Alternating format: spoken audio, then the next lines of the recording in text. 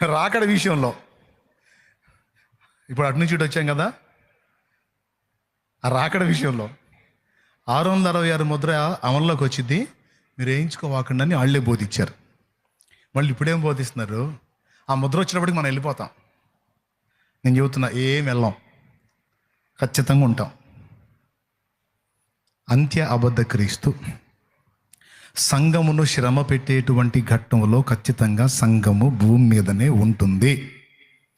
ఈ పాయింట్కి టోటల్ సార్వత్రిక సంఘం అంతా నన్ను ఎదిరించిన నేను మాత్రం ఇదే బేస్ మీద నిలబడతా. సంఘముగా ఉన్న మనకి మహాశ్రమలు ఉండవు, వాటికంటే ముందే మనం వెళ్ళిపోతామని చెప్పే బోధ వాక్య సారాంశమైన బోధ కాదు. ఖచ్చితంగా మనం శ్రమలని ఫేస్ చేయాలి. అంత్యాబద్ధ క్రీస్తు